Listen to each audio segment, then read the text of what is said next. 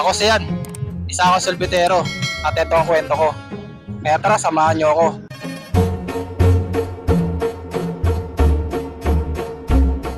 Nakalabas na nga ako at nandito ng pamilya ko. Gusto daw nila sumama sa vlog, kaya sinama ko na. Mamimigay ako ng sticker ngayong araw. Okay na araw. Si Jesse Vlog, kasi kayo mga yan. Buti ka pa, may sticker. Kasi Jesse Vlog, lalabas na. Hindi niya alam. Binibenta ko, hindi ko binibigay. Tinula ko na nga tong karo ko at nagsialisa na nga kami. Anong oras na kasi? At eto nga, palabas na nga ako ng iskinita namin. Nakalabas na nga ako ng iskinita namin. Sabado nga ngayon araw. Sana makarami ako. Nandito na nga ako sa lakuan ko at tinarang na nga ako ng mga supporter ko. Kaya tinabi ko na yung karo ko. Kumuha na nga ako ng cup at binuksan ko na tong ice cream ko. Tinakala ko na nga sila ng ice cream. Sabado nga ngayon kaya wala silang pasok. Yung taba. Yung tabaan ng ano. Sa school. Tapos ko na antakalin yung ice cream nila. Kaya binigay ko na. Kumuha na nga ako ng cup. Meron kasi ulit bumili. Kaya tinakala ko na siya ng ice cream. Marami nga bumili. Hindi ko lang na-videoan. Natapos na ako sa pagtatakal ng ice cream. Kaya binigay ko na sa bumili. Yung nabigay ko na nga sinarado ko na tong ice cream ko. Hindi na rin nga ako nagtagal dito. Kaya tinula ko na tong karo ko. At nagpaalam na nga ako sa kanila. Naalis na ako.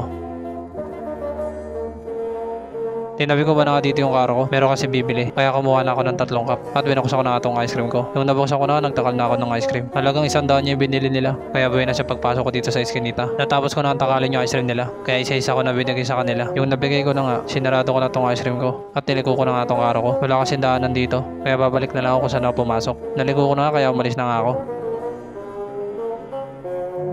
Hapon na nga at nandito na ako sa tabing ilog. At habang nandito nga ako, meron bibili. Kaya tinabi ko muna dito yung karo ko. Kumuha na nga ako ng 2 cup at binuksan ko na nga itong karo ko. Nung nabuksan ko na, nagtakal na nga ako ng ice cream. Tapos ko na antakalin yung ice cream nila. Kaya binigay ko na sa bumili. Sinarado ko na rin tong ice cream ko. At yung nasarado ko na nga, tinula ko na nga tong karo ko. Habang naglalakad nga ako, meron numarang sa akin. Kaya tinabi ko muna dito yung karo ko. Bibili daw sila. Kaya kumuha na ako ng cup. At tinakala ko na nga sila ng ice cream. Tapos ko na antakalin yung ice cream. Kaya binigay ko na sa bumili. At sinarado ko na nga rin tong ice cream ko. Pagkasaro ko, tinula ko na tong karo ko. Shoutout pala sa dalawa na to. Habang naglalakad nga ulit ako, meron nga ulit umarang sa akin. Kaya tumabi muna ako. Kaya pala sila umarang kasi bibili pala sila. Kaya binuksan ko na tong ice cream ko. At tinakala ko na nga sila ng ice cream.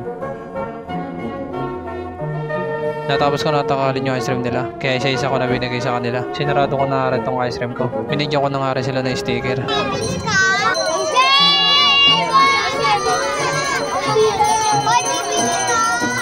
Natapos ko na sila bigyan ng sticker. Kaya tinula ko na tong karo ko. At nagpaalam na nga ako na alis na ako. Hapon na nga at pauwi na nga ako. At ngayon Sabado nga nakarami ako. Wala kasi pasok ng mga supporter ko. Nandito na ako sa street namin at malapit na nga lang sa amin to. Kung nagustuhan mo pala yung kwento ko, pakalit naman siya ka-share. Follow mo na rin ako, saka subscribe. Hanggang dito na lang. Salamat.